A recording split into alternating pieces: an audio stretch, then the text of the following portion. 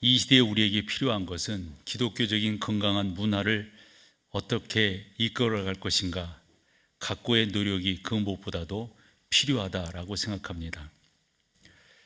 크리스마스보다 할로윈 데이가 더 각광받는 시대에 우리가 살아가고 있습니다.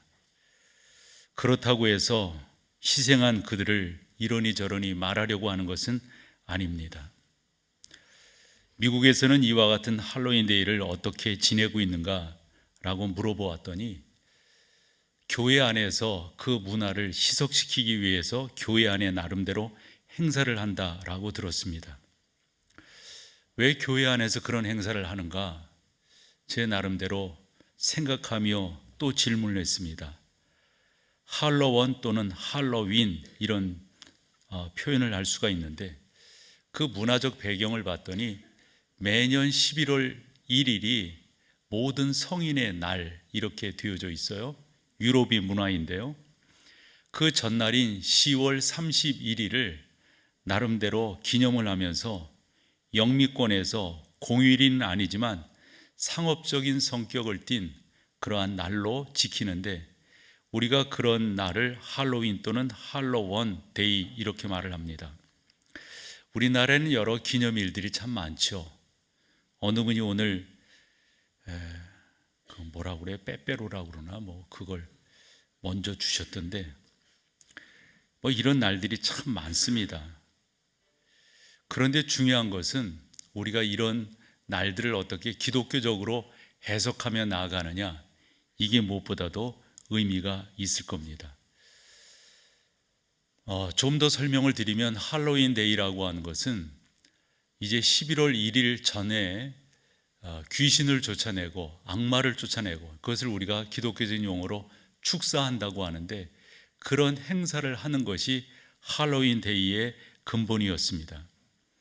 그래서 모든 성인의 날을 앞둔 그 주말이라든가 그 주요 거리를 젊은이들이 그와 같은 코스프레이를 하고 모이고 또 그 가운데 즐기고 하는 문화로 나름대로 약간 이렇게 왼쪽으로 가게 됐던 것이죠. 어쨌건 이와 같은 행사 가운데 우리나라에서 희생자가 생겼다고 하는 것은 우리 모두가 이러니 저러니 말하기에 앞서서 함께 슬퍼하고 함께 아파해야 될 현실이라고 생각합니다. 그래서 기도할 때도 목사로서 그렇게 기도를 했고 오늘 저의 복장도 나름대로 위로하고 또 함께 동참한다라는 의미에서 넥타이도 이렇게 메어봤습니다. 근데 중요한 것은 할로윈 데이를 한다고 그래가지고 귀신들이 악마가 쫓겨나고 흑혈기가 또 해골이 우리 가운데서 멀어지는 것은 아닐 것입니다. 이렇게 한다고 해서 두려움이 물러가는 것은 아닐 것입니다. 두려움이라고 하는 것은 늘상 우리 가운데 존재했다고 공포소설의 아버지인 러브 크래프트는 그렇게 말을 했습니다. 이 양반의 말을 조금 더 소개해 보면 인간의 가장 오래되고 강력한 감정은 두려움이다. 그리고 그중 가장 오래되고 강력한 두려움의 감정은 미지에 대한 두려움이다. 이제 이런 거 있잖아요. 우리는 내일을 모르니까, 미래를 모르니까 해서 불확실성의 시대다 이런 표현을 쓰고 있으니까요. 한데 우리 주님은 무엇을 먹을까, 무엇을 마실까, 무엇을 입을까 염려하지 말라고 내일에 대해서, 불확실성에 대해서 염려하고 두려워하는 모든 사람들을 향하여 외치셨습니다. 그러며 말씀하시기를 들의 백합화를 보라, 저 하늘에 나는 새를 보라 라고 말씀하셨습니다. 이 보라라고 하는 말에는 생각해 보라 라고 하는 의미가 담겨져 있는 것이죠. 그래서 유명한 강해 설교가인 마틴 로이드 존스는 그의 저서 산상수훈에서 믿음이라고 하는 것은 사고하는 것이다. 사고하는 믿음이 없이 믿음을 이야기하는 것은 그릇되다 라고 말을 했습니다. 우리가 조금 더 사고해야 되겠어요? 조금 더 상고해야 되겠어요? 믿음이라고 하는 게 뭔가? 그 믿음이 나를 살린다라고 했을 때 우리는 어떻게 살리는 믿음을 가질 수 있는가 말입니다. 질문하고 싶었어요. 여러분들은 어떻게 여러분 가운데 있는 두려움을 몰아낼 수가 있는가? 할로윈 데이를 우리가 지킨다고 해서 그날에 코스프레를 한다고 해서 우리 가운데 두려움이 물러가는 것은 아니지 않습니까? 두려움이라고 하는 것은 예수님도 말씀하셨듯 우리 가운데 늘상 자리 잡고 있는 것이죠. 무엇을 먹을까? 무엇을 입을까? 무엇을 마실까? 내일에 대한 염려 말입니다. 그래서 저는 오늘 설교를 우리 하나님께서 우리 가운데 허락하시고 주신 여러 가지 선물이 있는데 그중 선물이 우리에게 두려움을 물리쳐 주셨다라고 하는 이 선물에 대해서 나누기를 원할 때 성경을 찾아보면 여러 군데 예를 들을 수 있지만 본문으로 읽은 요한복음 6장과 마태복음 14장을 통해서 함께 말씀을 나눠볼 수가 있습니다. 그중 요한복음 6장 14절 15절을 보면 폭풍 가운데서 제자들이 힘들어하는 장면을 볼 수가 있습니다. 그 사람들이 예수께서 행하신 이 표적을 보고 말하되 이는 참으로 세상에 오실 그 선지자라 하더라. 그러므로 예수께서 그들이 와서 자기를 억지로 붙들어 임금을 삼으려는 줄 아시고 다시 혼자 산으로 떠나가시니라. 그 당시 사람들이 그런 걸 못 봤으니까요. 그리고 로마 식민지에 있었고 가난이 그들을 엄습하고 있었으니까 오병이어로 이 많은 사람들을 충분히 먹일 수 있는 분이라고 한다면 저분이야말로 우리의 지도자가 되면 좋겠다. 그래서 억지로 왕을 삼으려고 하셨다는 거잖아요. 그때 우리 주님이 그 다음 절을 보면 제자들을 향하여 가버나움 쪽으로 가라. 이 가버나움 쪽으로 가라. 그렇게 명령을 하시고 당신은 여기서 말씀하신 대로 산으로 떠나가시니라. 이렇게 말씀하신 것을 볼 수가 있습니다. 여기 떠나가셨다라고 하는 이 말은 그냥 몰래 숨으셨다 이런 의미가 아니고요. 사람들을 피해서 잠적하셨다 이런 의미가 아닙니다.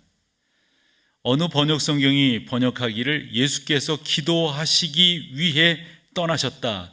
저는 이 표현이 더 적합하다라고 생각합니다. 우리 주님이 이 땅에 오신 것은 이 세상의 왕이 되기 위해서 오신 것이 아니지 않습니까? 우리 주님이 이 땅에 오신 것은 당신의 백성들을 구원하시기 위해서 십자가 사역을 감당하기 위해서 이 땅에 오신 건데 사람들은 그것을 깨닫지 못하고 저분이 우리의 왕이 되면 우리가 이 고통, 이 고생을 안 해도 되겠다 이렇게 생각하셨던 거죠. 그런데 우리 주님은 그들의 생각을 다 접고 한적한 곳으로 가셔서 하나님과 만나는 만남의 자리를 가지셨다라고 하는 겁니다. 그래서 저는 본론으로 들어가서 첫 번째, 왜 제자들이 불안해하는가?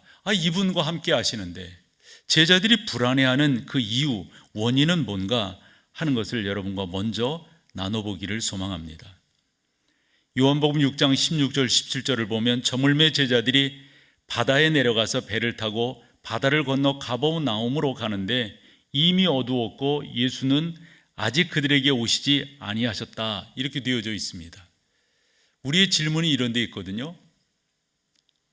예수님의 명령을 받들어서 제자들이 이제 벳세다에서 가버나움 쪽으로 배 타고 가는 거잖아요. 이런 질문인 거죠. 예수님의 명령을 지키고 예수님의 명령을 따르는데 왜 풍랑이 오는 거지?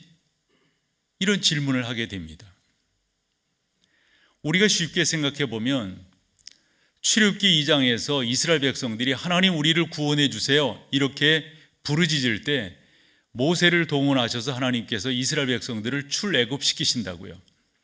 그 악정에서 그 힘든 가운데서 이 백성들을 구원내신 그것이 목적이 아니라고 하는 것을 알 수 있는 게 그것만이 목적이었다면 가나안 땅으로 그냥 직접 가게 하실 수 있잖아요. 그런데 광야 40년을 지나게 하셨습니다. 여기에 비밀이 있는 거죠.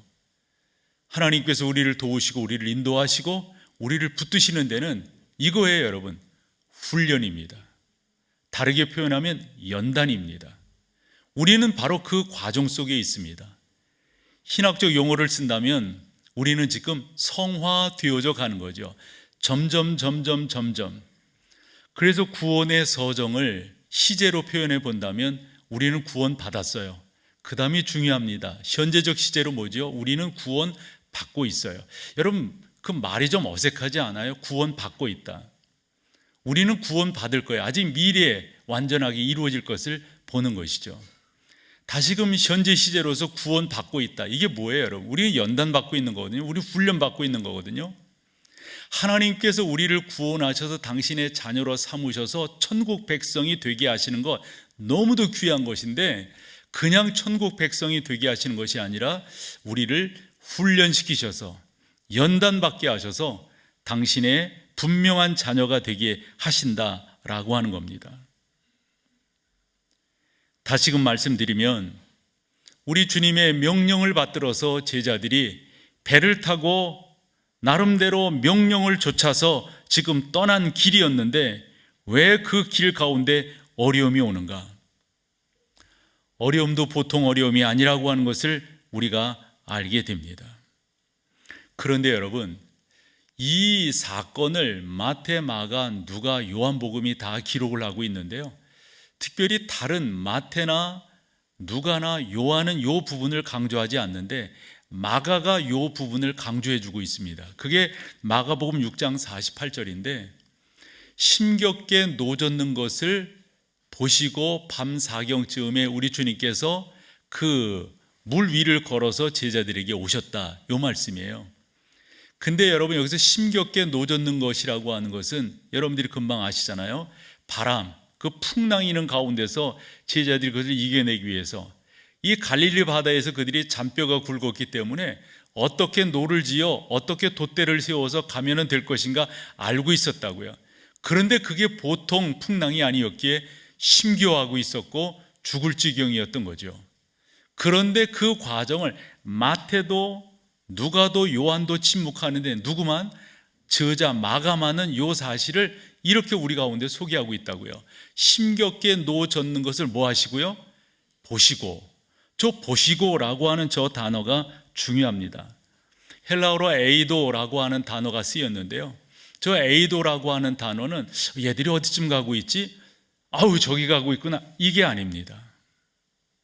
이 보시고라고 하는 말은 주의를 기울여 관심을 갖고 지속적으로 보고 있었다는 겁니다. 제자들 보고 가버나움으로 가라 이러고 우리 주님은 한적한 곳에 가셔서 하나님 앞에 기도하시는 이런 자세를 취한 것이 아니라, 제자들로 그 명령을 따르게 하시고 제자들이 어떻게 가는가, 그것을 집중적으로 보고 계셨던 주님이시라고 하는 걸 알게 됩니다. 성경 여러 곳을 우리가 이렇게 보면 다 한결같이 우리 주님은 당신의 사랑하는 백성들을 훈련시켜 나가신다고 하는 것을 우리가 빼놓지 않고 볼 수가 있습니다.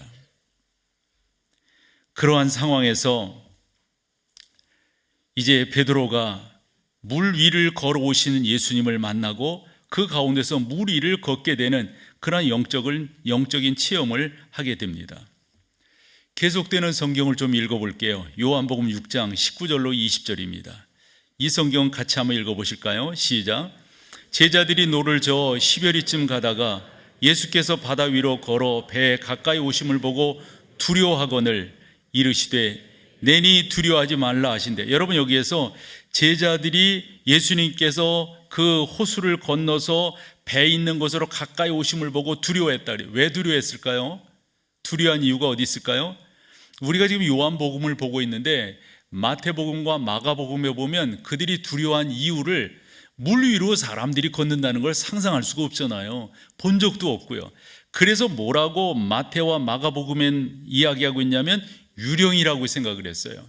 저건 귀신이니까 저렇게 걷지, 저건 사람이 아니야, 이래가지고 두려워하고 무서워하고 떨고 있는 거란 말이죠. 그런 가운데 우리 주님이 가까이 오셔서 뭐라고 말씀하세요? 내니 두려워하지 말라. 유명한 강해 설교가인 워런 웨이어스 비는 그런 말을 했어요. 폭풍을 주시는 데는 다 이유가 있다. 근본 가을 집회를 통해서 강사 목사님, 왜 그 가운데 풍랑을 주셨다는 거예요? 풍랑이 아니었다면 그가 그렇게 하나님 앞에 기도할 수 있었을까요? 풍랑이 아니었다면 그가 하나님의 명령 앞에 순종하며 나갈 수 있었을까요? 풍랑이라고 하는 것은 이 워런 웨이어스비가 말하는 것처럼 다 이유와 목적이 있습니다.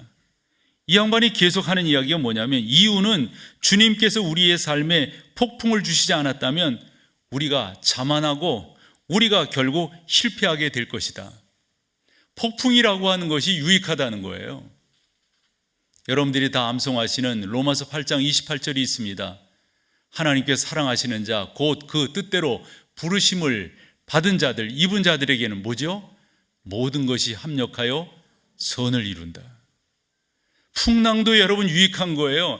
풍랑이 없는 것도 유익한 거지만 우리는 자꾸 풍랑 없는 삶을 추구하며 그것만이 복이라고 생각하는데요, 그렇지 않다는 사실이죠.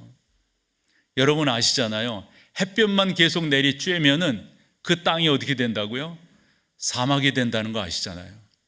적절하게 바람도 있고 적절하게 풍랑도, 적절하게 비가 내리고 적절하게 추위도 있고 더위도 있고 하니까 비옥한 토지가 되더라 하는 것 아니겠어요? 사람이 마찬가지인 거죠. 만약 우리 가운데 그런 풍랑이 없다면 우리 주님 의지하지 않을걸요. 우리의 속성상. 속되게 표현해 볼게요. 다 자기 잘나서 사는 줄 알지 하나님의 은혜라고 고백지 않을걸요. 사도 바울이 로마서 15장 10절에서 모든 것이 다 하나님의 은혜라고 고백하는 데는 그 앞에 전제들이 있었잖아요. 자기는 그것만이 귀한 줄로 알았다고 그랬어요. 그런데 주님께서 자기를 만져주심으로 말미암아 아하, 이게 하나님의 은혜로구나 라고 하는 것을 깨달았다, 이렇게 말을 한 것을 보게 됩니다. 연단하신다고 하는 게 참 중요한 겁니다. 그것이 감사입니다. 만약 연단하지 않으셨다면 우리가 지금 이 자리에 있을 수 없단 말이죠. 그런데 제 나름대로 깨닫는 성경의 교훈 중에 하나는, 하나님은 개인 과외를 하시는 분이에요. 개인 맞춤에 우리 하나님 뭐 하나님이신데 이런 표현이 가당치는 않지요. 능하시다고 하는 게 적절하게 개인에게 다 맞추어서 역사하시는 하나님이시라고 하는 걸 우리가 깨닫게 됩니다. 요즘 새벽 시간에 창세기를 읽으니까 창세기서는 50장까지 있는데 그 50장을 양분해 본다면 1장에서 11장, 12장에서 50장 이렇게 되거든요. 앞쪽은 뭐 여러 사람들이 등장합니다. 그런데 12장부터는 4명의 족장이 강조되고 있어요. 첫째는 아브라함입니다. 그리고 그 아들 이삭, 그리고 야곱, 요셉, 이렇게 4명의 족장입니다. 아브라함의 사건은 그가 하나님의 부르심을 받기까지 12장에서 24장까지라고 볼 때, 특별히 22장에서 그의 아들 이삭을 모리아산에 제물로 드리게 되는 그 지경까지 가는 데는 하루아침에 되어진 것이 아닌 거예요. 버남 맥기가 나름대로 의미를 달아서 설명을 했던데요, 아브라함이 22장의 아브라함이 되기까지는 하나님의 그 가운데 역사하셨고, 즉 하나님의 임재를 아브라함이 경험했다, 이렇게 설명을 하면서 성경만 보더라도 하나님이 아브라함에게 몇 번 나타났느냐? 9번 나타났다, 이렇게 설명되어져 있어요. 하나님을 그렇게 경험하지 않았다면 아브라함이 지금 우리가 알고 있는 아브라함이 될 수 있었을까요? 특별히 아브라함이 창세기 13장에서 그 경험하게 된 그 경험은 저는 그의 삶을 나름대로 확 바꿔놓았다라고 저는 생각을 해요. 13장에 12장 말미에서 그가 애굽에 내려가서 그 어려움을 겪은 후 이제 올라오는데, 올라올 때 자기도 그렇고 함께했던 조카 롯도 부자가 돼요.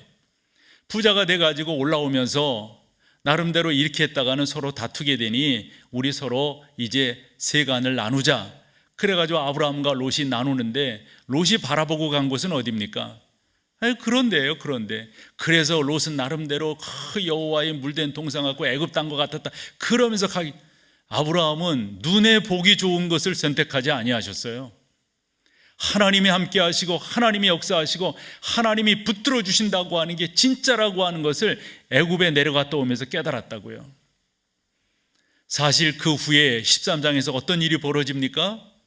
롯이 거주하는 그 지역에 그돌라오멜이라고 하는 사람이 주축이 된 연합군이 침공을 해가서 모든 걸 다 빼앗아 간다고요. 거기에 롯도 그의 가족도 잡혀가게 된다고요. 아브라함이 하나님 앞에 기도합니다. 하나님 어찌하면 좋겠어요? 그때 쫓아가라. 뭘 가지고 쫓아가요? 그에게 사병이 있었다고 하는데 우리가 생각하는 훈련받은 군인이 아니라고요. 그 사병은 아마 목자들이었을 거예요. 목동들이었을 거예요. 그 270명을 이끌고 쫓아가는 거예요. 그런데 성경은 뭐라고 말씀하고 있냐면 쫓아가서 그돌라오멜의 연합군을 물리쳤대요. 연합군을.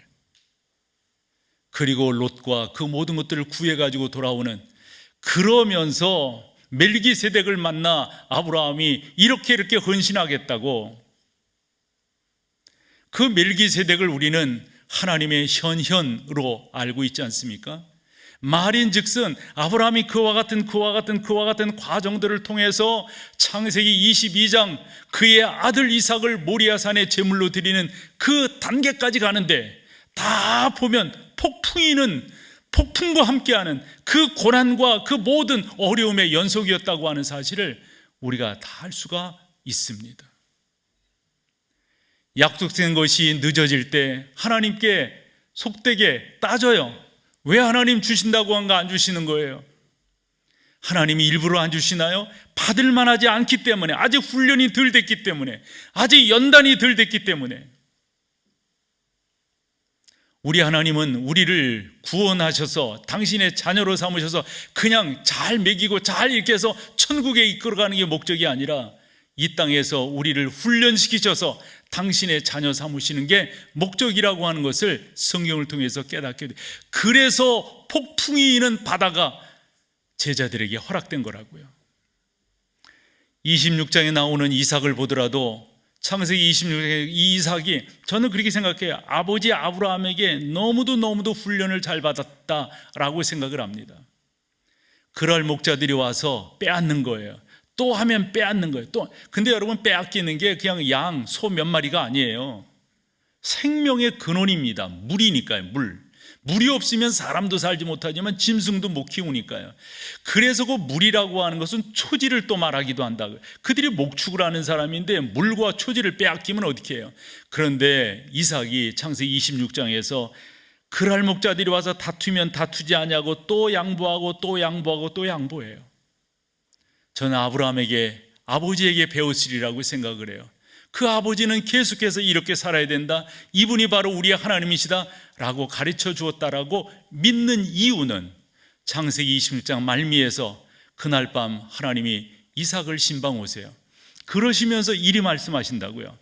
우리가 생각할 때는 이삭, 너 너무너무 잘했다, 네가 나를 믿고 네 아버지가 그렇게 했던 너 또한 훈련을 잘 받아서 그랄 목자들과 다투지 아니하고 그렇게 양보했구나, 너 너무 잘했다, 이렇게 말씀하시는 것이 문맥의 흐름상으로 정서상으로 맞습니다. 그런데 웬걸요? 아브라함이 이삭을 찾아오셔서 하시는 말씀이 나는 너의 아버지 아브라함의 하나님이다. 내가 아브라함을 인하여 너에게 복을 주겠다. 거기에 여러 가지 함의가 있다고 봐요. 내가 잘했다라고 하는 칭찬이 있는 반면 이렇게 하게 된 것은 너의 아버지 아브라함이 어떻게 살았는가를 내가 잘 훈련받았기 때문이다 라고 저는 믿어요. 그래서 이삭이 되는 거예요. 야곱도 그냥 하루아침에 야곱이 되는 거 아니잖아요. 창세기 37장에서 베델 사건이 있었고요, 32장에서 27장에서 베델 사건이 있었고요, 32장에서 약복강 사건이 있었어요. 그것이 없었다면, 그런 연단이 없었다면 야곱이 될 수가 없는 거죠. 그래서 하나님께서 야곱, 이제 너는 야곱, 발 뒤꿈치를 잡고 나온 자라고 그러지 말고 너는 앞으로 이스라엘이라고 말을 해라. 그래서 그의 이름을 바꾸신다고요. 마지막 요셉입니다. 오늘 34장 마지막까지 읽었어요. 34장을 금요일, 토요일, 주일 이렇게 3일 동안 보았는데 보면은 거기에서 형들을 만나는, 다시금 형들을 제외하는 그런 장면이 소개되고 있는데 그 소개되는 과정 속에서 아주 의미 있는 한 구절을 만나게 됩니다. 이제 형들이 아버지가 준비해 준 6가지의 고향 그 향품을 가지고 이제 요셉을 만나기 위해서, 이제 요셉인지 모르고 있었던 거죠. 그래서 그 높은 사람한테 드리기 위해서 가지고 내려온 거예요. 요셉은 다 알고 그들에게 묻습니다. 그때 누구도 같이 오냐면 베냐민도 같이 옵니다. 보고 싶었던 동생이죠. 어머니가 같아요. 라헬입니다. 그런데 나이 차이가 커요. 그 당시 요셉의 나이를 37으로 본다면 베냐민의 나이는 17입니다. 20살 정도 차이가 나는데 아마 헤어지기를 아마 이 갓난쟁이였을 때 아마 헤어졌다고 보여져요. 그런데 핏줄이지 않아요. 어머니가 같잖아요. 얼마나 보고 싶었겠어요. 그 성경을 보면 베냐민이라고 하는 것을 아마 직감적으로 느꼈을 거예요. 잘 모르지만 그 오랜 기간 동안 헤어져 있어서 잘 모르. 근데 직감적으로 그래서 물어봐요. 내가 바로 너희 형들이 말하던 그 이야기를 듣고 성경이 뭐라고 말하냐면 안방으로 들어가서 울었다고 그랬어요. 여러분 어느 정도 울었을까요? 얼마나 많이 울었으면 그 다음 절에 뭐라고 말하냐면 요셉이 세수를 해요. 세수를. 우리가 많이 울면 눈이 붓잖아요. 많이 울면 얼굴이, 그래서 하면 세수를 했다. 성경이 그렇게 표현을 했다니까요. 그러고 나와서 형들을 이제 다른 곳으로 모시라고 누구에게 말하냐면 청지기에게 그 청지기의 정확한 직함이 뭔지는 잘 모르겠지만 그 청지기가 하는 말을 통해서 요셉이 그 이방 땅 애굽에 와서 어떻게 살았는가를 짐작을 해볼 수가 있어요. 그 청지기의 이끌림을 받아서 형들이 이제 그 요셉의 집으로 가는데 끼임이 이상한 거예요. 어떻게 이렇게 잘해줄 수 있냐. 이상한 거예요. 왜 이러느냐, 이게 뭐가 이상하다, 이런 마음을 느끼고 두려워할 때 그 청지기가 뭐라고 말하냐면 두려워하지 마십시오. 그래서 그 청지기가 하는 말들 하나하나를 보면 요셉이 얼마만큼 자기 함께하는 사람들에게 하나님에 대해서 말씀해 주셨는가를 우리가 짐작을 해볼 수가 있는데 그 중 한 구절을 여러분과 좀 읽었으면 해요. 우리 한번 같이 한번 성경을 읽어보죠. 43장 23절입니다. 같이 읽겠습니다. 그가 이르되 너희는 안심하라, 두려워하지 말라.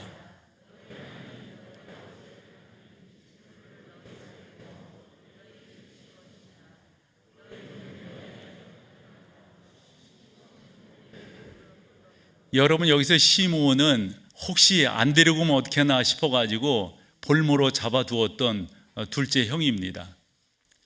그런데 그 시몬까지 이제 데려다 주는 거예요. 근데 거기에 보면 그가 이르되, 여기서 그는 청지기거든요. 이 사람은 이스라엘 사람들이 아니고요, 요셉과 함께 했던, 얼마나 요셉이 이렇게 말을 했으면 뭐라고요? 너희는 안심하라, 두려워하지 말라. 너희 하나님, 너희 아버지의 하나님이, 이런 표현이 그냥 나올 수 있는 건 아니잖아요. 요셉이 얼마나 그 과정 속에서, 아마 요셉은 그랬을 거야. 하나님, 저에게 꿈을 주셔서 그 꿈을 믿고 제가 이제껏 왔는데 이게 뭐예요? 빨개 벗겨져 가지고 애굽의 종으로 끌려왔잖아요. 오해를 받아서 감옥에 갇히게 되잖아요. 감옥에 갇혀서 떡 맡은 관원장, 술 맡은 관원장이 들어왔길래 꿈을 꾸게, 그 하나님의 역사하신 거거든요. 그래서 잘 해결해 주었어요. 그런데 이 사람들이 까맣게 잊어요. 그 잊은 것조차도 하나님의 은혜라고 하는 사실이죠. 그렇게 해서 바로를 만나게 되고 바로의 꿈을 해결해 주게 되는, 우리는 생각하지 못했던 그 길들을 하나님은 다 계획하시고 그 걸음걸음을 인도하셨다고 하는 사실. 너희는 여호와를 인정하라. 그리하면 네 길을 어찌하시리라? 지도하시리라. 코치해 주신다, 이 말씀이에요. 저는 여러분들이 그렇게 주님의 인도하심을 보며 나가기를 소망합니다. 베드로가 물 위를 걷기는 걸었지만 그가 금방 물속으로 빠져들게 됩니다.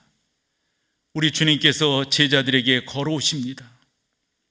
안심하라, 내니 두려워하지 말라.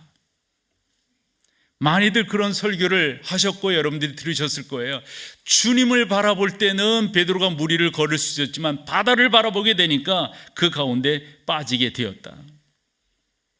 여러분 30절을 같이 한번 읽어보시죠. 30절 다 같이요. 시작. 바람을 보고 무서워 빠져가는 소리질러 이르되 주여 나를 구원하소서. 근데 여러분 봐봐요. 바람을 보고, 바람이 보여요? 요 보고라고 하는 말이 그래서 사실은 블레포라고 하는 단어가 쓰이는데 그것은 눈으로 본다, 눈으로 봤다 이런 말이 아니라 인지했다는 말이에요. 알아차렸다는 말이에요. 뭐를요? 내가 인간인데 바다 위에 물 위에 떠 있네. 그러면서 그러면서 빠지게 되었다 이런 말입니다. 그때 31절에 우리 주님께서 손을 내밀어 그를 붙잡으시며 이르되 뭐라고요? 믿음이 작은 자여 왜 의심하느냐. 여러분, 우리 주님은 지금도 불안해하고 지금도 무서워하고 지금도 떨고 있는 환경 속에 모르긴 몰라도 우리 모두는 풍랑이는 바다 초입에 있거나 중간에 있거나 아니면 말미에 있는 그러한 상황일 거라고요. 이럴 때 우리 모두는 두려워 떨 수밖에 없어요. 그때 우리 주님이 손 내미시어 하시는 말씀, 내니 두려워하지 말라. 내니 두려워하지 말라. 여러분, 이 주님을 더 힘있게 바라보며 나아가시기를 소망합니다. 설교를 준비하다 보니 이런 글이 있어 소개합니다. 무엇을 따르느냐에 따라 인생이 좌우된다. 파리를 따라가면 화장실로 가게 되고, 벌을 따라가면 꽃을 구경하게 되고, 도둑을 따라가면 담을 넘게 되고, 참스승을 따라가면 지혜의 집을 찾게 되고, 철학을 따라가면 물음표의 세계에 다다르고, 성경을 따라가면 진리의 세계에 이르게 된다. 내 생각을 따라가면 겨우 내 수준으로 살고, 하나님의 생각을 따라가면 하늘의 수준으로 산다. 이방 여인 룻은 하나님의 그 선택하심을 받아들여 시어머니 나오미를 따라 베들레헴으로 가서 예수님의 족보에 오른 여인이 되었다. 누구를 따라가느냐, 누구와 함께하느냐, 누구의 말씀을 듣느냐, 이게 중요하다라고 했어요. 내니 두려워 말라. 손 내미시는 그 손을 베드로가 잡을 때 물에 빠져들어가던 그가 나올 수가 있었어요. 여러분, 우리도 마찬가지가 아닐까 싶습니다. 우리도 주님을 옳게 바라보고 그분의 인도하심을 소망하며 나아갈 때 여러분 또한 구원함을 잊게 되고 놀라운 은혜 가운데로 나가게 되는 줄로 믿습니다. 저는 앤디 스탠리라고 하는 분을 좋아해요. 그분의 책이 우리나라에 여러 권 번역이 되었는데 거의 숙지하다시피 그분의 책을 읽었고요. 그분의 그 사상, 그분의 메시지가 저가 번안 몇 기의 성경 강의 이상으로 그분의 철학이, 그분의 신학이 제 안에 남아서 이렇게 나오는, 그래서 저도 어떤 때 깜짝깜짝 놀래요. 내가 이런 생각을 하네, 이런 표현을 하네. 그 책의 영향들입니다. 그런데 이 앤디 스탠리가 앤디가 되기까지는 아버지 찰스가 계셨기 때문에 그렇습니다. 저분도 유명한 목사님이세요. 너무도 유명한 필라델피아의 제10장로교회를 담임하셨던 그러한 너무도 훌륭한 목사님이십니다. 근데 이 목사님은 많은 기독교 반대자들과 토론하는 자리에 주 강사로 이렇게 참여하시곤 했었다라고 전해져요. 반대되는 사람들과 이야기하다 보면 우리가 흔히 그런 말 하잖아요. 끝모를 토론을 한다고. 어찌 보면 생산적이지가 않아요. 이게 출발점이 완전히 다르기 때문에요. 신학이라고 하는 게 그래요. 이 출발점이 다르면요, 이게 맞닥뜨릴 거의 없어요. 거의 없어요. 그래서 신학에 있어서는 전제가 참 중요합니다. 예를 들어서 하나님은 창조의 하나님이십니다. 이런 식으로요. 성경은 무오합니다. 이런 전제를 딱 가지고 신학을 출발을 해야지, 토론이 시작되어야지. 이런 부분 속에서 달라지면 이건 만날 수 없는 철길과 같단 말이죠. 어쨌건 그 모임에 있어서도 이 찰스가 반대하는 사람들과 얼마나 격한 토론을 했는지 몰라요. 그 토론하는 모습을 어느 한 교인이 보시고 이 목사님을 댁에 식사를 초대했어요. 위로할 모습으로 요량으로 초대하셨던 것 같아요. 그 목사님이 그 교인의 집에 초대를 받아서 그 거실에서 아마 이제 식사가 이렇게 준비가 덜 됐는지 뭐인지 몰라도 그 가운데 좀 기다리는 시간이 있고 거실에 걸려있는 그림을 보게 되는데 지금 여러분들이 보시는 이 그림입니다. 이 그림을 이렇게 보면서, 이건 여러분 다 아시죠? 다니엘서 6장의 사건이 기록된 거거든요. 뭐죠, 여러분? 다니엘이, 그렇죠, 그렇게 기도하다가 그 못된 칙령에 의해서 사자굴에 던짐을 받게 돼요. 사자굴에 던질 때 저 사자들을 그 당시에 보면은 굶기는 거예요. 그리고 벌을 받는 이런 사람들을 거기에 던지면은 뭐 사자들이 그냥 냅두겠어요? 그런데 저 사자들이 어떻게 하고 있습니까? 다니엘을 향하여 접근을 못 하고 있어요. 근데 여러분, 사람이요 가장 이렇게 릴렉스 했을 때 어떤 자세를 취하냐면 뒷짐을 진다고 그래. 이렇게 뒷짐을. 근데 저 사자굴에 들어가서 뒷짐을 질 수가 있어요? 그러면서 이 찰스가 이 찰스 스탠리가 나름대로 저 그림을 보고 위로를 받고 있을 때 그 집 주인이 물어보는 거예요. 그 그림을 보시면서 느낀 게 뭐예요? 그럴 때 이제 저 그림 가운데 느껴지는 그 느낌을 가진 거죠. 사자들이 꼼짝을 못하네요. 하나님께서 입을 막으셨기 때문에 사람이 얼마나 저 가운데서도 평안함을 누렸으면 뒷짐을 지고 있을까요? 저도 뭐 저런 그런 은혜를 받기 뭐 이런 식의 이제 이야기를 할 때 그 초대한 주인이 그런데 목사님 하나는 덜 보셨어요. 하나를 못 보셨어요. 이러는 거예요. 그래 다 보더라도 다 봤는데 뭘 못 봤다고 그러나 그럴 때 그 주인이 한 말이 의미가 있습니다. 목사님, 사자굴 속에 있는 다니엘의 모습을 자세히 보세요. 그의 시선이 어디를 향해 있습니까? 대개 만약 들어갔다면 사자 쳐다보고 뭐 이거 어떻게 피해야 되나 저놈이 덤비나 저놈 뭐 이러면서 있을 만한데 아무리 뒷짐을 졌더라도 말이에요. 그때 그 주인이 하는 말이 다니엘의 시선이 사자를 향하지 아니하고 하나님을 향해 있습니다. 여러분, 전능하신 하나님께서 우리를 지키시고 우리를 보호하시고 인도하신다고 한다면 우리가 무엇이 두렵겠습니까? 마태복음 14장 32절 33절에 보면 배에 함께 오름에 바람이 그치는지라.